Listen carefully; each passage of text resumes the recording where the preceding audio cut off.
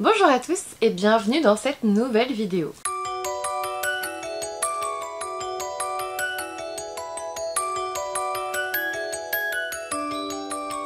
Aujourd'hui, il est temps de vous présenter ma pioche à lire de mars. Pour le coup, le thème prédominant est bien sûr Mars au féminin. Je vais essayer de lire le plus d'autrices possible. C'est Flow & Books qui organise ça en mars. Je vous laisse aller voir sa chaîne YouTube ou son Instagram, tout est en barre d'infos comme d'habitude.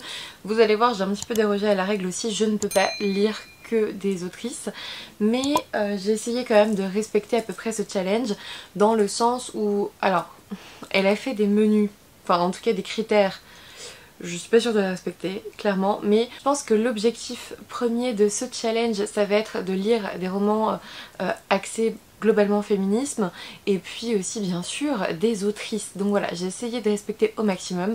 Comme d'habitude c'est une pioche à lire, c'est-à-dire que je vais piocher dans cette pile à lire. Je ne vais pas tout lire en mars, je le sais très bien. Vu le nombre de livres lus en février, de toute façon ça peut pas être pire que un livre et un manga, hein, n'est-ce pas? Donc voilà, je vais vous montrer, la pile est là. Je sais, je vous ai menti. Dans le book haul la semaine dernière, je vous avais dit qu'il n'y aurait plus de carton. Il y a même ma télé là dans le coin, je sais même pas si ça sera totalement coupé ou pas, j'en sais rien. Mais c'est compliqué. C'est compliqué. Je pensais que mon bureau serait monté bien plus rapidement que ça. Mon bureau du coup j'ai mis longtemps à le faire, mais en même temps je rentrais très tard le soir, donc voilà. Et puis il me reste encore une étagère, donc je peux pas remettre les cartons et les ranger dans le bureau, ça n'est pas possible cette semaine. J'espère la semaine prochaine, vraiment j'espère. Donc du coup bah désolée pour le cadre, il y a quelques livres quand même. Voilà. Le premier roman de cette pioche à lire, en fait c'est le roman de fin février que j'ai terminé en mars. Il s'agit de Elle et son chat de Makoto Shinkai et Naruki Nagakawa aux éditions Charleston. Je l'ai lu, j'ai mis quelques signés et encore je crois que j'ai pas mis tous les signés que je voulais, c'était sympathique. Je voulais le noter parce que justement on est avec elle et son chat. Les personnages principaux sont exclusivement féminins. Je suis en train de réfléchir mais oui, il n'y a que des femmes avec leur chat et les destins s'entrecroisent. Bref, je vous en parlerai dans le prochain update lecture. J'ai bien aimé ce roman. Ensuite, bon, là on n'est pas du tout dans le thème. J'ai commencé De l'autre côté des étoiles de Jérôme Patalano aux éditions Inceptio. Dans ce roman, on suit... comment elle s'appelle déjà? Chloé, je crois. Chloé, j'ai lu 3 chapitres, hein. Voilà, je suis page 30. On suit Chloé qui déménage avec sa famille, donc les Rougemont. Ils vont dans... en fait, ils partent de la banlieue parisienne, ils habitaient à Courbevoie, que je connais bien, vu que ma soeur habitait là-bas. Donc c'est bien, quand j'ai vu Courbevoie, je fais ah, ça je connais, hein, pour une fois que je connais quelque chose par là, c'est pas mal. Du coup, ils descendent de Courbevoie vers... ah, je sais plus quelle région de France, mais bref c'est là où a grandi la maman. Je crois que la maman de la famille était près du burn-out et du coup ils ont décidé de changer de vie, de déménager, de partir du stress parisien pour aller à la campagne. Je pense que c'est pas mal à la mode ces derniers temps avec les derniers événements récents de ces 2-3 dernières années. Là pour le coup on commence dans ça. On a Chloé, cette adolescente, avec son petit frère, je sais plus comment il s'appelle là par contre. Et en fait, dès le premier chapitre, on vous renverse un petit peu le truc. Ils découvrent le manoir, chacun choisit sa chambre. Le truc un peu basique, le truc habituel. Vous savez quand ils arrivent dans un nouveau manoir, enfin je sais pas, comme dans Lock and Key. Vous voyez ce que je veux dire, la série. Ils arrivent, ils choisissent leur chambre, ils font le tour du manoir, c'est trop chouette, machin. Et d'un coup, on a déjà une chambre qui a du mal à s'ouvrir avec des yeux rouges dans un coin et là tu te dis ok, on va se barrer dans du fantastique, j'attends de voir. Là on vous dit qu'il y a justement un autre monde parallèle. J'ai pas envie de relire le résumé pour vous en dire plus, moi j'en suis là.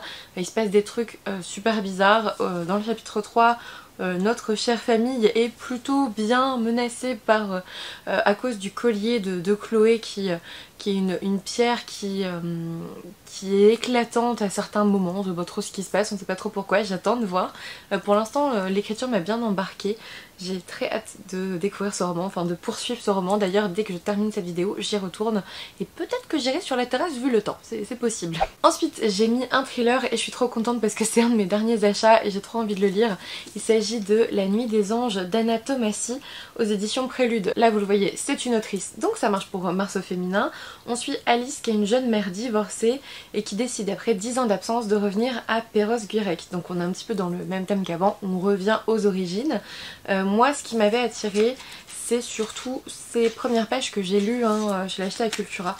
J'ai lu ces premières pages, retranscription des séances de thérapie avec le docteur Schreiber, qui semble être un psychiatre. Et à un moment donné, le docteur dit, c'est vraiment page 2, hein, enfin page 8 parce que ça commence jamais page 1, mais vous voyez ce que je veux dire.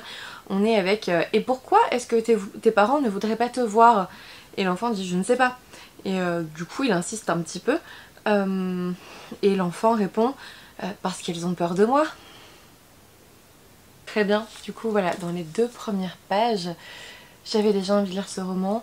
Donc je vous dis, on est avec Alice qui revient à Perros-Guirec et elle va retrouver sa famille, des paysages familiers et tout ça. On est en Bretagne, Perros-Guirec c'est en Bretagne, je ne savais pas. Et elle va se retrouver... elle va y arriver au moment de la nouvelle disparition d'une fillette et Alice va retrouver son ancien cauchemar avec des temps passés présents autour d'une disparition. Moi ça me dit bien. Je ne sais pas vous, mais moi ça me dit bien. Je vais déjà mettre le marque-page qui est fourni avec après les 2 premières pages que j'ai lues. Comme ça au moins, on l'a presque commencé en fait. On l'a presque commencé, je suis au chapitre 1. Voilà. Ensuite, j'ai aussi mis dans cette pioche à lire Le Chant de la Vengeance, donc aux éditions Faubourg Marigny de Megan Chance. On suit May qui, après le décès de sa mère, est totalement sans le sou. Elle va être accueillie par la riche famille Sullivan et elle va découvrir leur cercle social, le luxe qu'elle n'a jamais connu. Voilà, moi je m'étais arrêtée à ça sur le résumé. Je sais, c'est un peu léger mais ça me va bien. J'espère que ça me plaira pour le coup. C'est une petite bricasse mais j'ai pas encore lu de Faubourg Marigny. Je me dis pourquoi pas commencer par celui-ci qui est sorti en février. Du coup voilà, en plus j'aime bien quand on découvre le luxe et tout ça, ça me plaît bien, j'ai hâte. Ensuite, alors là on est complètement avec des femmes, j'ai mis dans cette pioche à lire Sucre amer d'Avni Doshi aux éditions Globe.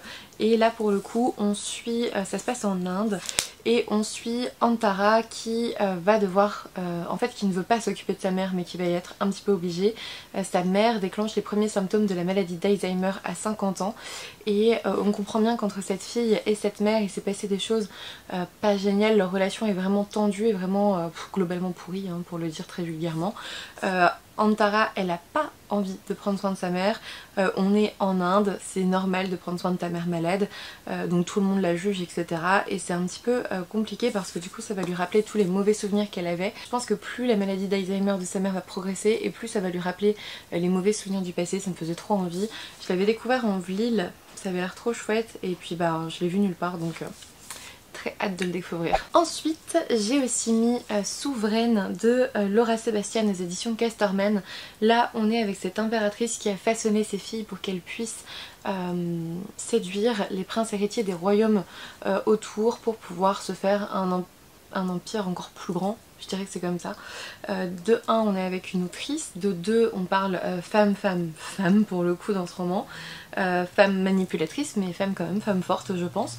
Nous verrons bien ce que ça donne, j'ai très envie de me le faire. Ensuite chez Lumen, j'ai aussi très envie de découvrir Ce qu'il nous faut retrouver de Joanne Hay. Là pour le coup on est avec Si, qui est piégée sur une île avec son petit androïde et qui se rappelle rien à part qu'elle a une sœur qui l'attend de l'autre côté de l'océan. Ça avait l'air trop bien.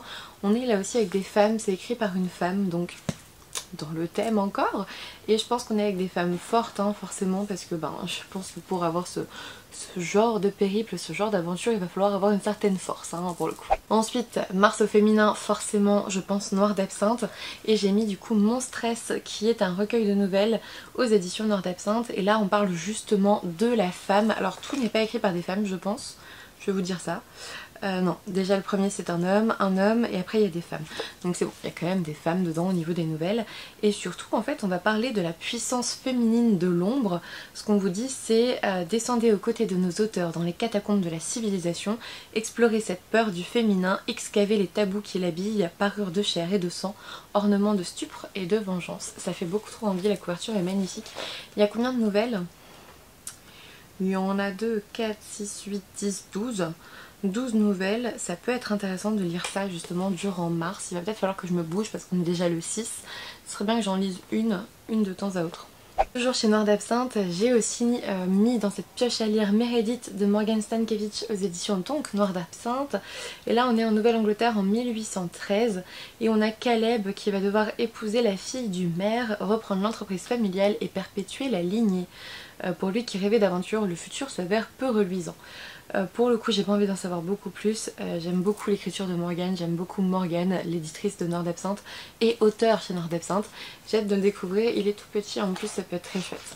Ensuite, là aussi, une autrice, j'ai noté La Vengeance des étoiles de Tarassim aux éditions Bayard, où on suit, comment elle s'appelle, Anguille qui veut quitter le navire du cruel capitaine Zaro et retrouver la terre ferme. On va parler un peu pirate, hein. Je vous le dis tout de suite, ça a l'air trop bien.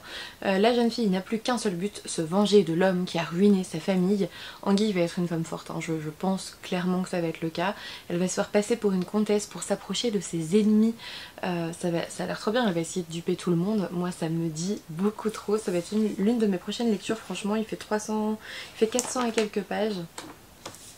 Il a l'air beaucoup trop bien. Ensuite, Mars au féminin ne pourrait pas l'être sans cette collection. J'ai mis Décomposé de Clémentine Beauvais aux éditions L'Iconopop. C'est un recueil de poèmes de Clémentine Beauvais et je pense qu'il y a une forte... je pense, hein, moi dans ma tête je l'ai pas lu, mais je pense qu'il y a une forte portée féministe là-dedans. Dans tous les cas c'est écrit par Clémentine Beauvais, donc écoutez, nous verrons bien. Et puis forcément je ne pouvais pas ne pas mettre un Louise May. J'ai mis dans cette pioche à lire Les Ravagés et là on suit donc à la brigade des crimes et délits sexuels Alex Dueso, flic et mère célibataire, qui va être confronté à une succession d'agressions sans précédent. Bref, il y a un nouveau prédateur à traquer, ça avait l'air très chouette, ça avait l'air de dénoncer plein de choses je crois. Louise May, j'en ai entendu beaucoup parler et je ne l'ai jamais lu, ça serait peut-être le moment de la sortir de ma pile à lire, peut-être. Ensuite pareil, quand je me suis posée devant ma bibliothèque et que je me demandais quel livre j'allais bien pouvoir mettre pour Mars au féminin, j'ai sorti Karine Thuil, Les choses humaines, qui était le prix Goncourt des lycéens. C'est aux éditions Folio, je vous montre la couverture sans le petit bandeau et là pour le coup on suit, on a cette famille, donc les Farrell, qui forment un couple de pouvoir. On a Jean, journaliste politique, et Claire qui est connue pour ses engagements féministes, c'est pour ça que j'ai pensé à ça. Et leur fils Alexandre étudie dans une prestigieuse université, mais voilà il va être accusé de viol et les idéaux de la famille en elle-même va un peu éclater, en fait voler en éclats.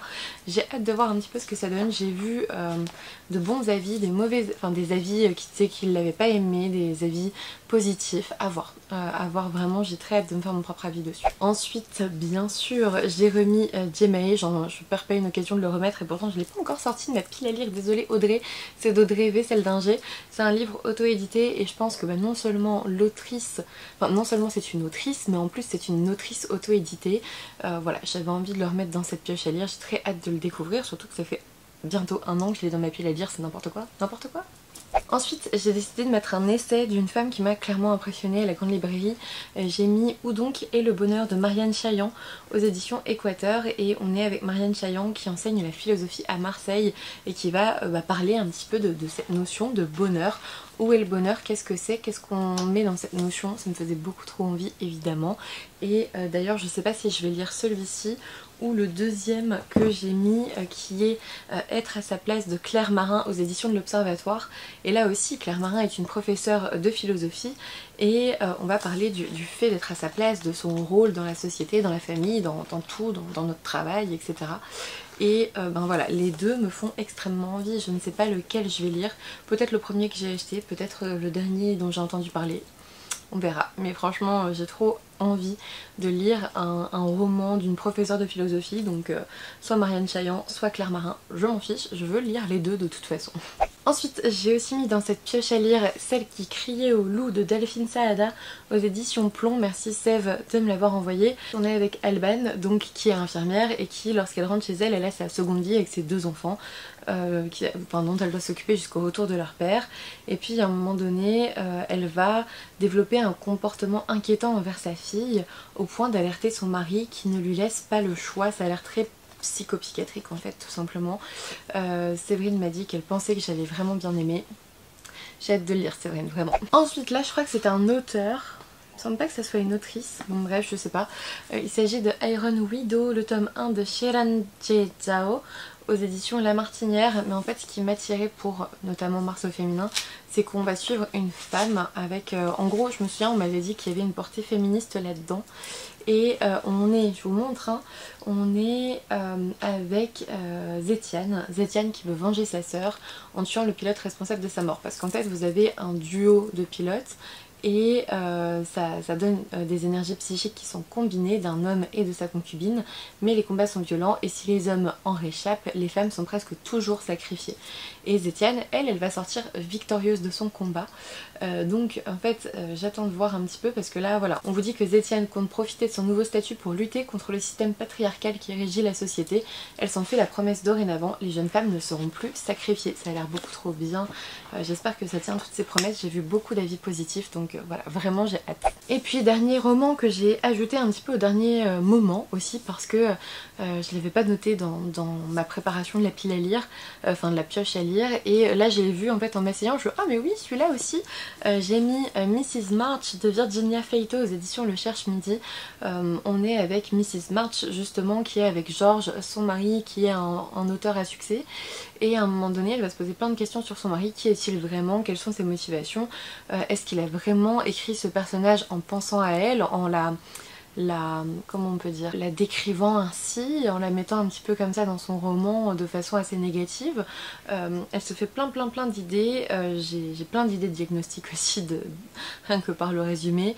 J'ai trop hâte de le lire, vraiment, il me fait trop envie. J'ai hâte de voir si elle délire, si c'est un trouble de perso, j'ai hâte. Voilà, il paraît que ça va me plaire, on va essayer. C'est terminé pour cette pioche à lire, comme je vous l'ai dit, je ne pourrais pas lire tous ces romans, c'est pour ça que c'est bien une pioche et non une pile.